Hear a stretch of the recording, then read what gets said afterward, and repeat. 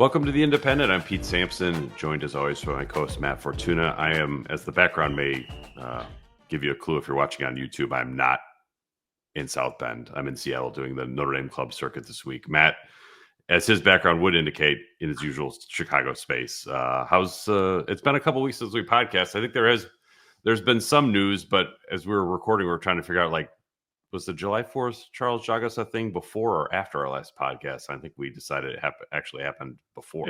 It was after. I think we last recorded in the middle of the recruiting run, which then got a couple more bumps and then was met with the hangover of the Jagasa news, unfortunately, for the second year in a row. Unfortunately, I was listening to our friend Tim Murray's pod, who had you on and introed you, literally saying the last time I had him on, Charles Jagasa suffered a preseason injury. So here we go again.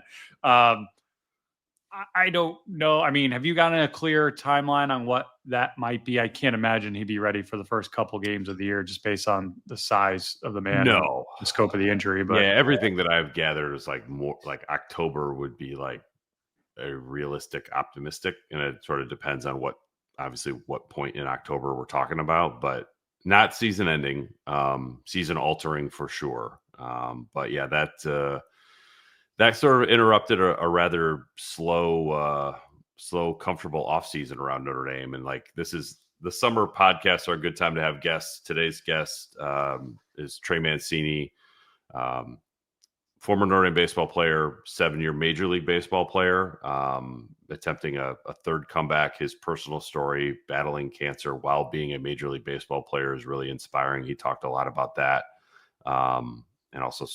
And also he's a avid listener of The Independent, I found out, which made booking him as a guest a little bit more streamlined. But that will be sort of later in the show. But I guess, yeah, that the quiet summer Notre Dame wanted to have didn't quite go as quietly as they wanted to with the Jagasa stuff. Although recruiting has been, I think they're on a bit of a heater, which I think you can put down to a lot of different reasons, but probably the biggest one is Marcus Freeman in last season's run to the national championship game.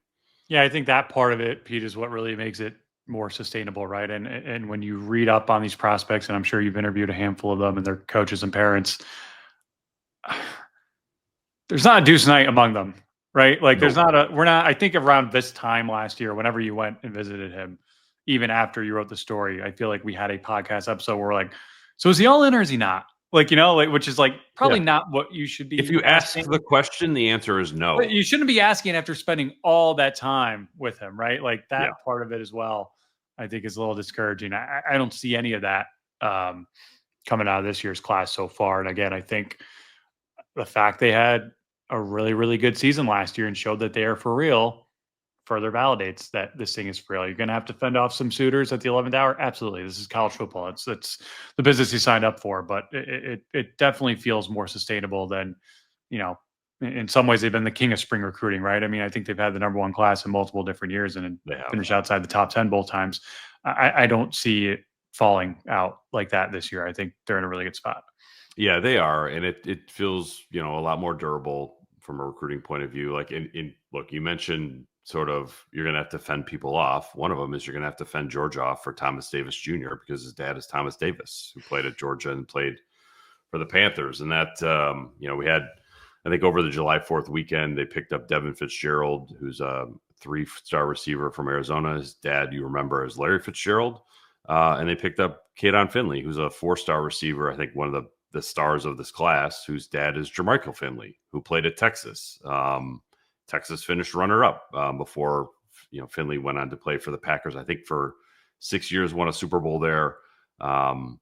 So yeah, I think Notre Dame has done a good job of not really compromising on fit, but I think for lack of a better term, there's a lot more fits when you would go 14-2 than when you go 9-3.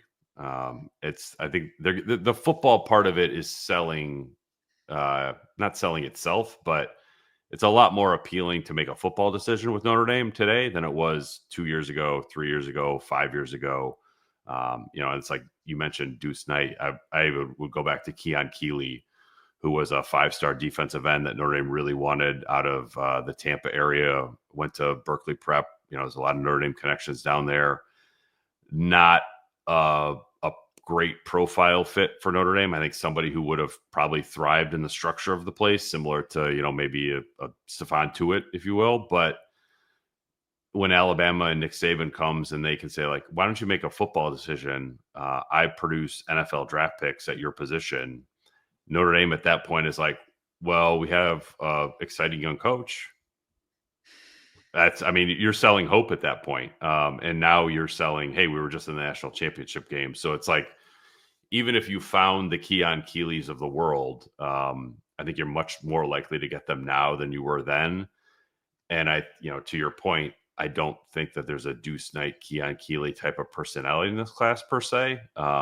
So they're even able to find elite athletes who are even better, also really good fits for the school too. So it's just, I don't know, it feels like Notre Dame's recruiting kind of in a different world, or to turn a phrase around on somebody that feels like they're shopping down a different aisle all of a sudden. A lot of our KGs, Pete, a lot of our KGs. Yeah. I want to go back to Jagasaw for a minute, just for the on-field aspect of it. I mean, is it weird? As much as we've talked up this offensive line all off season, it feels in my mind a little bit like they were in some ways better equipped to withstand not necessarily a Jagasaw specific loss, but the losses last year than this year.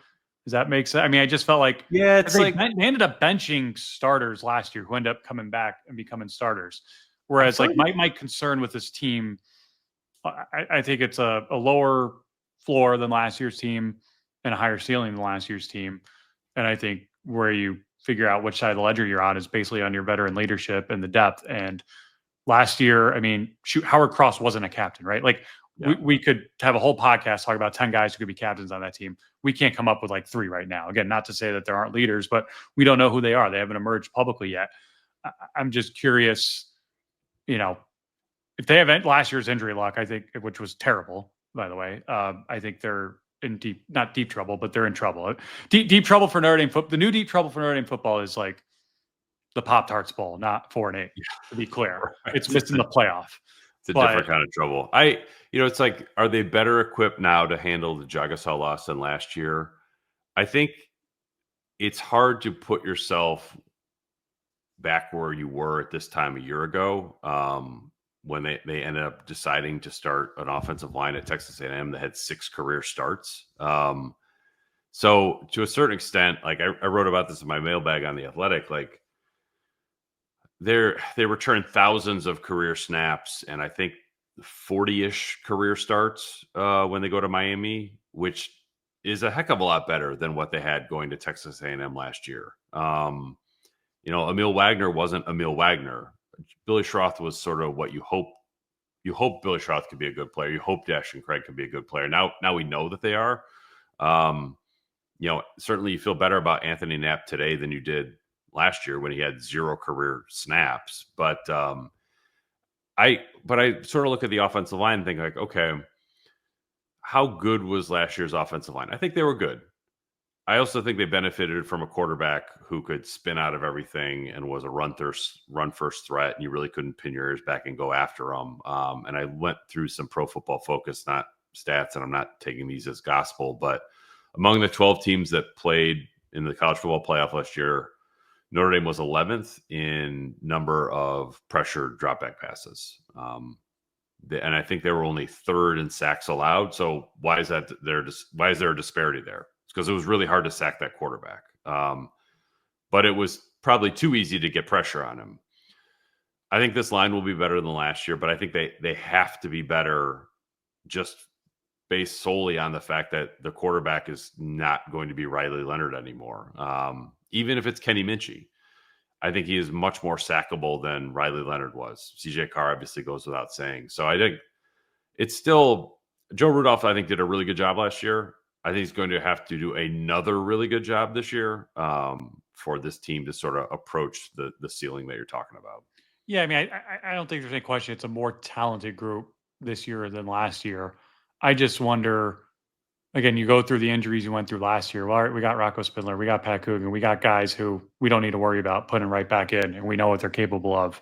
I don't know if this team has that in as many spaces, not just on the offensive line, but really across the roster. And I just think if you're going to make a championship run, a deep playoff run, that's where you win on the margins, I think, is with those veteran leaders who you can count on when things are not going according to plan for them. And that's the great unknown. I think, we saw one sample size of a 12-team playoff system in college football. And, in many ways it was survival of the fittest, but in Notre Dame's way, I mean, I don't know if they did survive because they lost so many good players across the way. Survival of the deepest. Survival of the deep, but like they just kind of willed their way to the championship at the end there. I mean, if you look on paper, they were not better than Georgia.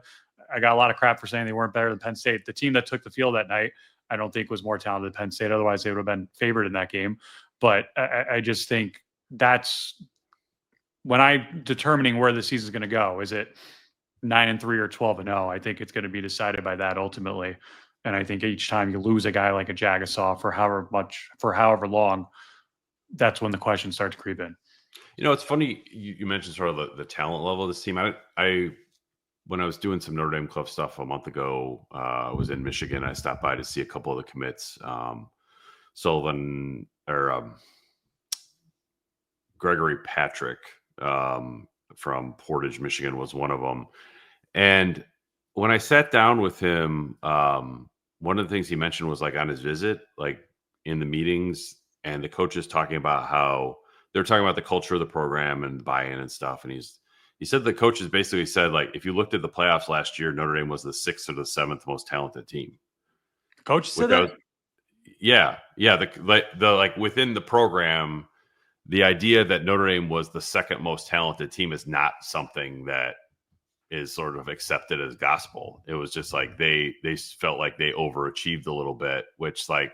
So do you think they believe that, or are they saying that to say we need you? And by the way, I mean, it's really recruiting, so who knows? But I just thought let me just correct myself. I said more talented Georgia, or less talented Georgia. Notre Dame was favored in that game, so I will take that one back. But I just thought it was an interesting, even if it's a recruiting pitch, which it probably is, but still, it's one of those things where like, okay.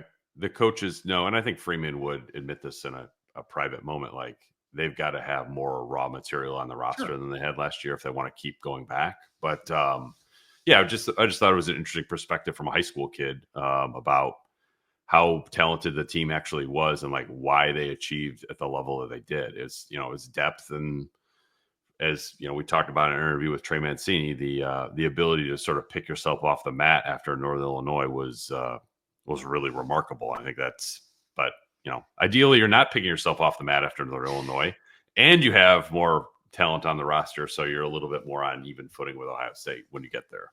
I'm having flashbacks now to Charlie Weiss of Kansas saying his recruiting pitch was, did you see the pile of crap we put out there on the field last year? We were only the national runner-up.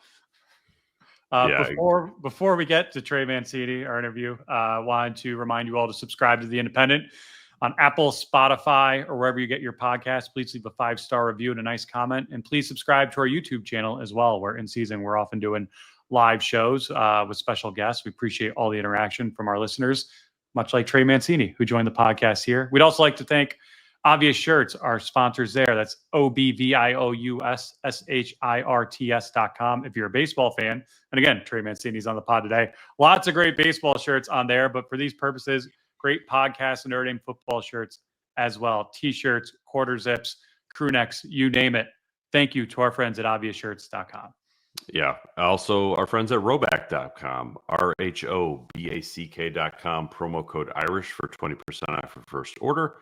Polos, quarter zips, shorts, joggers, hoodies, workout gear, basically everything you need, including officially licensed Notre Dame apparel at Roback.com. Promo code Irish for 20% off your first order.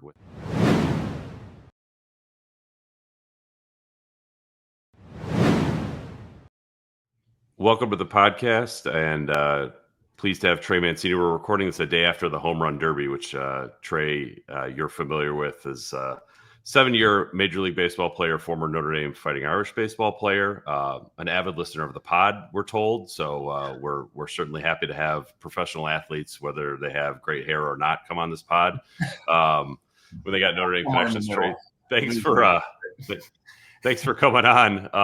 I guess.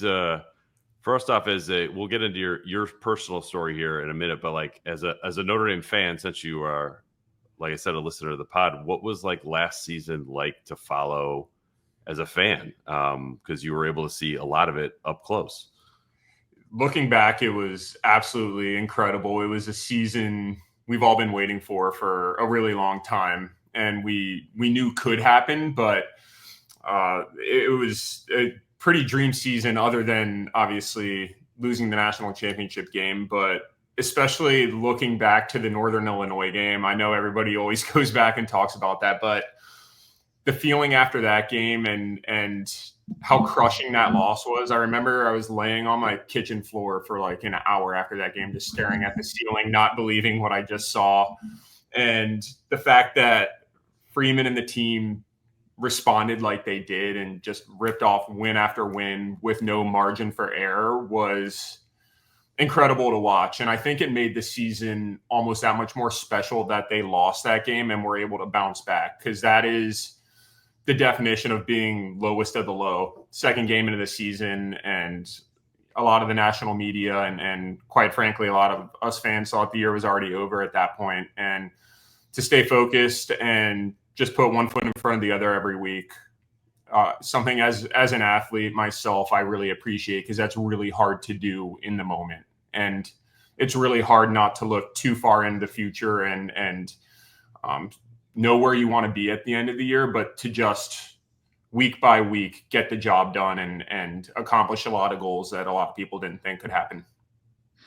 Trey, what's the dynamic of your fandom like? What's like the origin story of it? I know you're a Florida kid, you'd want to go to one of the big three schools down there for baseball. You end up at Notre Dame. When did you start becoming attached as a fan to that football program? The second I stepped on campus for my official visit. So it would have been September of 2009. It was the first week of the season, and Kaepernick was actually the quarterback in Nevada, and they played them that game. And just the whole game day experience and getting to be around that, you drink the Kool-Aid whenever you're on campus and they're recruiting you, and it's never left me since then. So it was immediate the second I got on campus. And like you said, growing up in Florida, playing for one of those schools would have been great. And that's what I wanted at the time when I was in high school. And that all went away whenever I went on my official visit. And I had always liked Notre Dame growing up and really appreciated Notre Dame, but never thought I was going to go there. So it was so special that it ended up happening like that. When in your sort of college time at Notre Dame, like Notre Dame's made a couple College World Series since I've been covering the team since 2001, but certainly not a national baseball power. So I guess when you were here, when did it feel like a good fit? And I was also kind of interested when you felt like, okay, I can take baseball somewhere that might lead to, a 7-year Major League Baseball career that includes, a World Series ring and, everything that went on just on the athletic side of things. Yeah. So it felt great to be wanted at that point, because I felt overlooked from all the big Florida schools, Florida State, Miami, UCF, USF. None of them really gave me much of a look. So the Notre Dame coaches were really interested in me, and that made me want to go there really bad. And to tell you the truth, they never actually saw me playing a game. They just got a recommendation from somebody. And one of the coaches came down and watched me hit in a cage for 30 minutes, and they offered me a scholarship there. So they showed a lot of faith in me from the start. So I knew that's where I wanted to be and wanted to go. And at the time when I was in high school, I knew I wanted to go to college.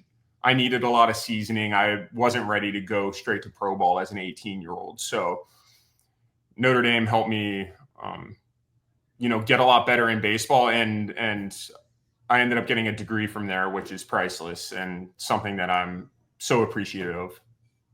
Obviously, it's a small school. I'm sure you were friends with a lot of the football players when you were there. I mean, how many of them were you close with, had classes with, maybe still in touch with to this day? Yeah, there are a lot. So my freshman year, I came in and was really close with Andrew Hendricks that summer going into freshman year.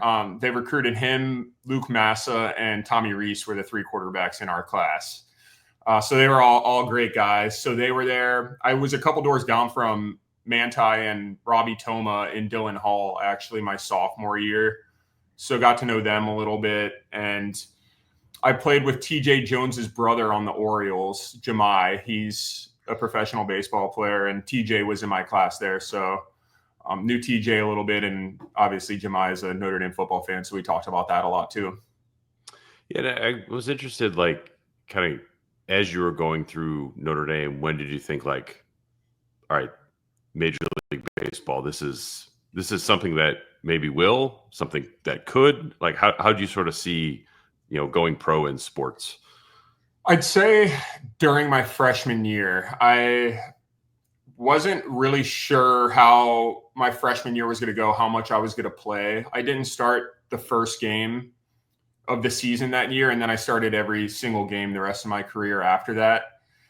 Just because I had a good second game, and that helped propel me to get a starting role, and luckily that never wavered or went away. So I had a really good freshman year, and at that point thought that I could get drafted after my junior year. But at the time, I think I did a good job of just enjoying where I was and playing for Notre Dame. And I wasn't really dead set on going after my junior year, thinking about it too much until maybe my junior year actually rolled around and the draft was right in front of me, that I kind of let that, I guess, get in the way a little bit. But when I was there, I just wanted to play well and our team to play well. It was always baseball for you? Did you play football at all growing up? No football. I wish I did. I wish I did. The football coach at high school wanted me to come out, but my baseball coach wasn't having it. So it was always baseball and tennis, actually. I played tennis since I was 3 years old. My mom played a ton, and I played all growing up and was pretty serious in it until I got to high school, and they were in the same season. So had to pick one and picked baseball. I did want to, like, get into sort of your kind of like medical journey and like what you've overcome with that. And I think people who listen to this pod maybe aren't familiar with it because it's pretty skewed towards football. Since you listen to the pod, you can appreciate that. Yeah. I'm not sure how much traction an ND baseball podcast would get. Yeah. With all due respect, but football is the moneymaker at ND. Yeah. But it's to read and sort of follow your story through Major League Baseball, to take a year off after a cancer diagnosis, to come back to be, comeback player of the year type of player. Like, could you sort of give our listeners a sense of like what that journey was like, and also like why you're so, like, you've continued to be sort of out front with it. It's something that I think some people would keep very private, and like you've been sort of very public to I think help other people sort of see a light at the end of the tunnel. I appreciate that. But yeah, for those who don't know, kind of condensed version, I got to spring training in 2020, and every season we have physicals for baseball, kind of just entry, basic blood work, everything like that. And a couple weeks after the test, my blood work came back with really low iron levels. I had basically no iron in my body, and they retested me, same thing. So at that point, the trainers were concerned that I was bleeding internally in some regards. So at my age, I was 27, about to be 28 at the time. A lot of people think it's maybe celiac disease or a stomach ulcer is the reason for it. But luckily they were proactive and ordered a colonoscopy and endoscopy for me. And they did the procedure and found a tumor in my colon. And shortly after, I was diagnosed with stage 3 colon cancer. So had a surgery basically immediately with 6 months of chemo to follow that. And it was just shocking, obviously. And at that point, the only issues I had really had in my life were baseball slumps or getting snubbed for the All-Star game or something like that. So to go from that to facing your own mortality and staring down kind of a 50-50 diagnosis is really scary and puts a lot of things in perspective. And it was a really tough year. Chemo was rough. And at the time, kind of like what I said, to compare it to sports, like what Freeman and the team were able to do last year when they lost to NIU, and you just go week to week and do what you need to do and focus on the task right in front of you, you're able to get through it. So I went for my treatments every other week. So it was every other Monday, and I knew I wouldn't feel good for about 3 or 4 days after the treatment. And then I'd have 9 days or so of feeling okay and normal. So you just got used to the routine, and you look forward to feeling like yourself for those days in between treatments. And I think sports prepared me for that and helped me out a lot in that journey. And luckily, knock on wood, everything's been good since then. It was 5 years ago, but it was definitely tough. And the years following were really difficult too. Just not knowing if it was going to come back, the uncertainty, it changes you a lot. And I think sometimes in baseball, I had a hard time completely focusing on just being the best baseball player that I could, because in the back of my mind, I'm scared for my life still. And it was hard to balance that at the time. But now I can look back and know that, it was rough on me, especially for a few years afterwards. What's that mental process like for you as far as, okay, I beat this. Oh, by the way, I'm a professional athlete and I want my job back. And it's not a very easy job to begin with. Learning that you were human, so to speak, as a baseball player and getting that back to the level really exceeded what you were before. Yeah. So it was, I mean, I knew I was going to try to come back and play baseball, but it wasn't really the first thing on my mind when I was going through it, obviously. But after chemo was over, there was no reason not to. So it was, you get to work, try to get your body ready for a season next year. And while at the same time kind of being a figurehead for this disease. And I knew I had a platform, like you were saying earlier, Pete. I've been really open about it because of the sport I play. And I felt a responsibility to be vocal about it and let people know to go to the doctor if something isn't feeling right. And knowing that I could help somebody catch it early, possibly, or save a life. If possible. So that was always my goal with being vocal about it. It's not the most glamorous thing to talk about, but it's necessary and something that to this day I'm very passionate about. But yeah, like physically getting ready for the season, it was tough. I had about 4 months of hard working out and probably went too hard too fast. I think that off season, instead of taking time to realize what I just went through and processing and all, it was just, we got to get ready for this season.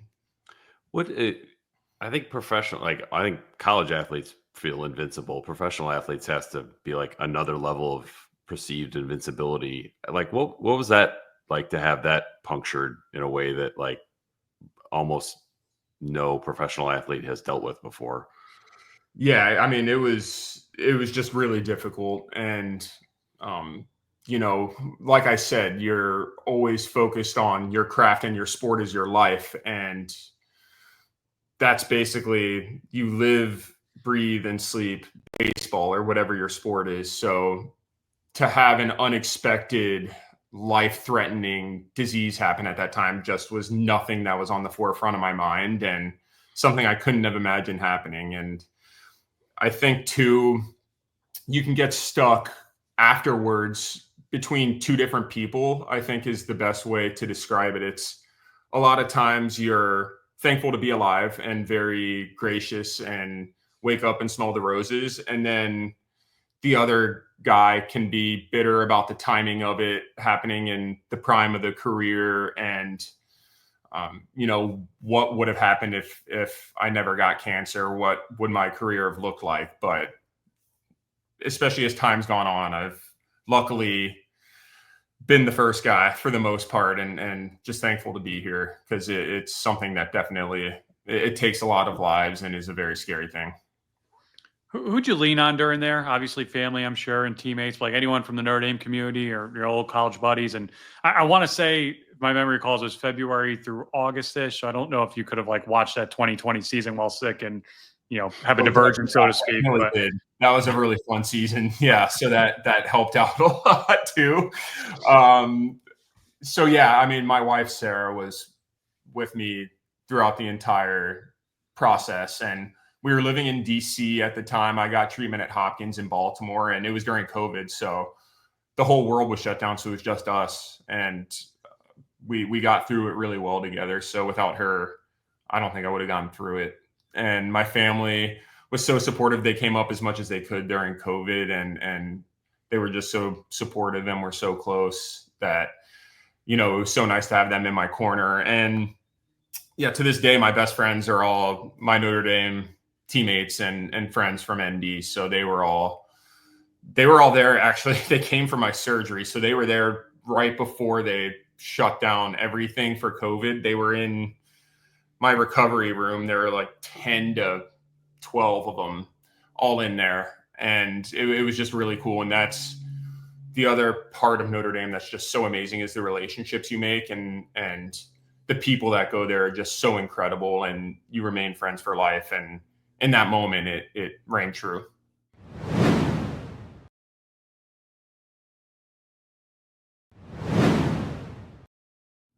And with sort of where your baseball career is now, Baltimore, Chicago, you go to Houston, which great timing on that one. Yeah, to pick up a World Series ring, and then with the Diamondback organization in Reno, and it's like, I think Marcus Freeman even talks about this like in his own professional sports journey, which is way shorter than yours. But the advice he got was like, play as long as you possibly can. How have you sort of, I mean, you sort of lived that in a much more stark way, but sort of take us through everything after the comeback and like trying to keep playing Major League Baseball as long as you possibly can. Yes. So this is basically my third comeback attempt right now. So yeah, obviously after cancer, came back and played. And then in 2023, I was DFA'd by the Cubs in August, and came back and played after that, which, by the way, I'm sure there's a lot of Cubs fans listening, and there's a lot of Notre Dame Cubs fans crossover. And I'm sorry I stunk when I played for you guys. I just wanted to say that. I wish I would have done better, but it happens. And so yeah, I played AAA for the Reds for a week later that year, went to spring training with the Marlins in 2024, and then didn't play. I didn't make the team, and then didn't play last year. I thought I was retired. I was set to move on and getting ready for all that, and then something just didn't sit right with me at the end of the year last year. And I knew deep down that I could play, but I wanted to know if it was more the mental toll of everything that I had gone through, or if I truly physically changed after going through chemo and everything. And that's why I wasn't as effective as a player as before. And I wanted to go back this year and find out. And I played for 3 months in AAA with the Diamondbacks affiliate in Reno, and it went really well and played well. So I opted out a couple weeks ago, hoping for a major league job, and hasn't happened, but still got the fingers crossed and seeing what happens. So yeah, like Freeman said, though, you want to play if you feel like you can. You don't want to have any regrets down the line. And it's something that I've never taken for granted, getting to play Major League Baseball and to play baseball. And a lot of times never imagined being able to do it when I was a kid. So it's something that you always look back to the kid inside you. What would he want to do? And I think that's really important. Mentally, I imagine that's anguishing, and yet you've been through so much worse. Does that almost like help you weather the storm, so to speak? It does. It puts so much in perspective. And before the diagnosis and after, it took it basically until this year, to be honest, to really emotionally detach myself from results in baseball, because we all get caught up in stats and wanting to perform and wanting to be an amazing player. But you're going to have so many days where you go 0 for 4 and you're just not good. But you have to, again, put one foot in front of the other and stay even keel and stay the course. And that's how you're successful in sports. And it's hard to do at the time, but if you can get good at that, you're going to get the results that you want. What through your 7 years in Major League Baseball, like what stands out the most to you? Like when you're done playing, like what were the core memories be that you really take away from that time? I think it's the relationships you make and the people you get to meet and play with, play against. You have such an appreciation for so many people's stories, where they come from, the odds they overcame to get to where they are. There's just such great camaraderie in sports that you just can't replicate anywhere else. And I think it's just the coolest part, no matter what the sport is a team of people coming from all over the world. And yeah, trying to accomplish one common goal. And I think it's just such a cool thing, and why sports are such an incredible and beautiful thing. I think you played for Buck Showalter, Dusty Baker, Dave Ross, like some pretty big personalities in a profession that might not always have big personalities. What are some shareable stories you have from playing for those guys? Oh yeah, no, I played. Buck Showalter was my first manager, and then played for Brandon Hyde in Baltimore, then Dusty, then David Ross, and I've had countless great managers in the minor leagues too. And you just meet so many different people. But getting to win a World Series for Dusty Baker was incredible. He's a baseball legend, and it was the last thing he needed, I feel like, to really solidify his career. Not that he needed to, but I know he wanted to manage a World Series team, and to do that in Houston with the group we had, it was so special. And he's just such a cool guy. So it was awesome to get to do that for him.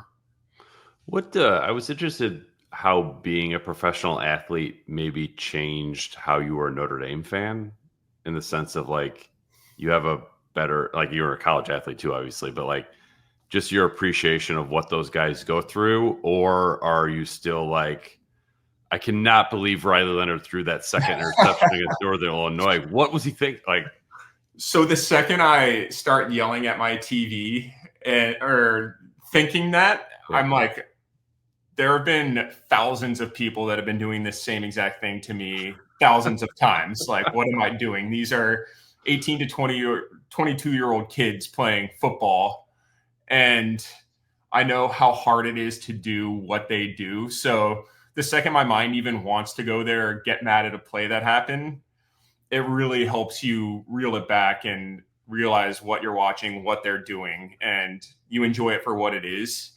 But I'm very emotionally attached to Notre Dame football. Don't get me wrong. I mean, I'm more nervous for their games than I've ever been for one of my baseball games. I was shocked, like on your Baseball Reference, last night before we were having you on, and like I remember you as an all-star, but I guess I just remember you as a home run derby participant. Like you were not an all-star, even though your stats in most years seem like they'd be all-star worthy. We're recording this the day of the all-star game. I'm just curious your thoughts on the all-star game, the accomplishment, maybe Mizorowski making it, not making it with just 5 starts. I mean, I have my opinions, but I'm curious as someone who's played with these guys, what it's like, because obviously the Phillies in particular had some pretty valid gripes. Yeah, I mean, that kid is incredible. He's electric. And I definitely know what the MLB was doing, asking him to go into the game. And I know there were some conflicting reports on if the Phillies pitchers got invited or not. But it's tough whenever you're playing the whole season and you feel like you're deserving. And I've been there 2 or 3 times where I thought I had a decent chance to get in and didn't. And it's really tough when you don't. And so, yeah, I mean, I definitely would be upset like they were, but I also understand what the MLB is doing. He's a really exciting young player. He's done really well in his 5 starts. So he is definitely an all-star caliber player and will be more in the future. But this season, I would have a hard time if I was another pitcher that was worthy of the honor and had made all my starts all season and wasn't in there. Because it's a big deal. After your career's over, it's a huge personal accomplishment. It to me was my biggest personal goal, was to make one of the games. And it was really hard on me not to. So it's tough when you get passed over.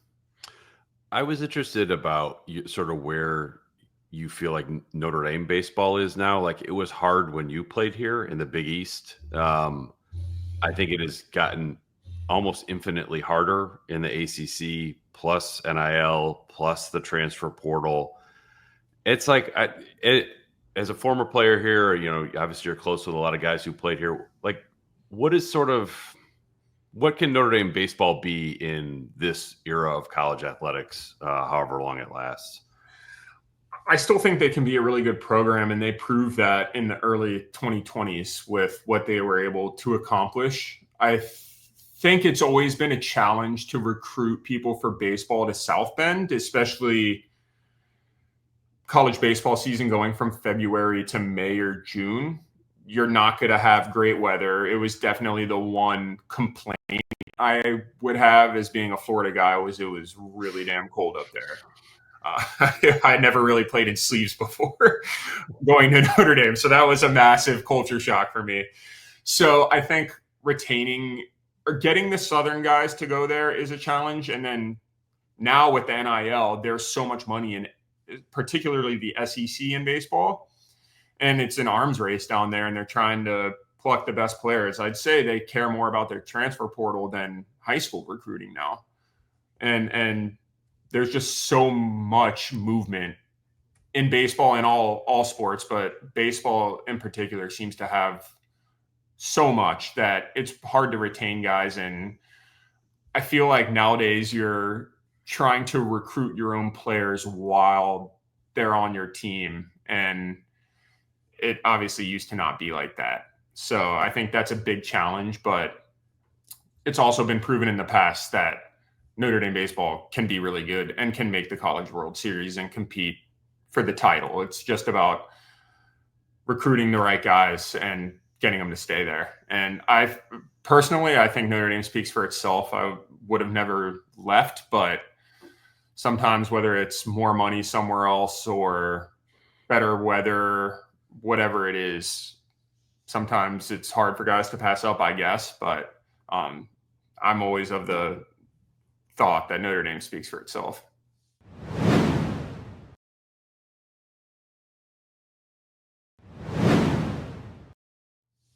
It's there's like a lot of like Notre Dame baseball adjacent people throughout the sports. Like Mike Monaco, a friend of the podcast, calls the College World Series every year. Yeah. I think he might have been your year. Yeah, I think he's maybe a couple years younger than me.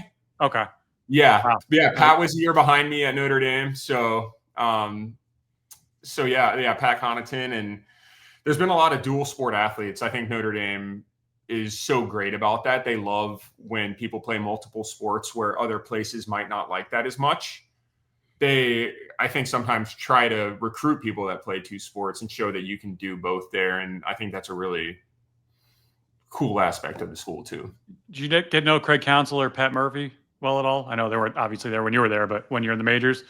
No. So I was in the AL, so we barely played the Brewers where they both were. I think we only played them one time when I was in Baltimore. So I didn't get to meet them and still haven't, but I'd love to. What as this football season is like, we're I think about 16 days away from the first practice. I'm sure you have a countdown in your house in Nashville. Oh, yeah. But, what's sort of your level of excitement for this season? I almost feel like I could like rattle off the Notre Dame fan survey on The Athletic, but you may have taken it in real time when it was posted. I read up on it yesterday. I missed the survey, but I read up on it and thought the fans did a really good job of encapsulating Notre Dame football right now, how much excitement there is. And going into this year, I think there's maybe a little bit of a question of, was last year just the start of, this many years in a row of, national title or bust, or is this going to be a little bit of maybe a rebuilding year with a new quarterback? There's some question marks there, but if everything goes well, we could be right where we were last year too. It's exciting. And as much as I loved having Leonard and Hartman as quarterbacks, it's cool that we have a couple guys that have been in the program now, and especially whoever wins the job will seemingly be there next year and possibly the year after that. So that's really exciting as a fan, and maybe a little more old school, pre-transfer portal is having a quarterback for now and the future. So that's exciting. Your time as a student there, I think, was kind of saw it all, right? Like the beginning of Kelly, then the heights of Kelly, then the little hangover that came from that. What feels different maybe about this program to you? Again, coming off a national title game appearance in the third year of a new coach. versus what happened, in 2013. Yeah. So we had, I went through a Tulsa loss, a USF loss, a couple other ones in there the first couple of years, couple 8-5 seasons, and then junior year out of nowhere, national championship game. So it was a dream season. And as fun as that was, last year was even more fun. But I'm somebody, I appreciate Kelly for what he did for the program. Before him, it was a lot of years of kind of irrelevancy, and he really brought the program to new heights. And I think the peak was probably where they got in 2012, but I do appreciate him bringing the program to where it did. And it feels like now with Freeman, there's just a different energy and excitement around the program. And it's been nice for a lot of people around the country who aren't Notre Dame fans to not completely and utterly hate Notre Dame, because Freeman's such a likable guy, and there are so many guys on the team that are so likable that it's been fun to at least not be hated on nonstop for no reason too. So I think they've brought a little bit of fun energy and likability to the program, more so than there maybe was in the past. I'll wrap it up on this. I don't know if you spent any time with Marcus Freeman or if you've met Marcus Freeman. No, I would love to. What have you sort of taken away as a fan from him? What have you taken away as an athlete from him that sort of like just kind of triggers with you of like, okay, there's something unique about this guy? Yeah, whenever you watch him speak, and especially the Peacock series that aired last year, I watched all of that. Just seeing him behind the scenes, he's always the same guy. No matter who he's talking to, nothing's a transactional conversation. He's just always real and always genuine with whoever he's speaking to. And I find that really inspiring. And he's just somebody that you want to play for. I feel like if I was on his team, I'd want to run through a brick wall for this guy. Like he's a master motivator, but it's not him trying to be a motivator. It's just who he is. And it's something you can't teach. It's something that you're kind of born with. And luckily he has the platform and job he does that he can just, spread that to so many, because it's been really inspiring to watch. And I'm so happy and proud to have him as the coach of my college's football team. I can't let you out without asking you toughest pitcher you faced in the majors in your career. Whew, that's a good one. There's a lot of good ones. I think the guy that I had the most trouble with and who I think has the genuine best stuff I faced is Dustin May on the Dodgers. I know he's had some injury troubles and has missed some time, but he is incredible. And I've never seen a slider like that in my life. Like it started behind my back and ended up on the outside corner. Like it was just kind of like a right-handed Chris Sale to me. So yeah, Dustin May is my answer there. Fantastic. All right. Well, Trey, we appreciate you making some time for us. Best of luck with the comeback. Hope to sort of see you in the major leagues here for the stretch run here. But thanks for coming on The Independent. Now, I don't know if you have to listen to this episode because you were on this episode, but I'm sure my college friends are all going to be really excited about this one. Yeah. The Independent you come on here and then you get signed by a major league team. There we go. Idea, right? Yeah. Fingers crossed. I don't have any free Roback gear to send you, but I know we have some obvious shirts that probably will be coming your way. So we'll make that happen. Fantastic. All right, perfect. All right. Thanks Trey. Really appreciate it. Thank you for having me on.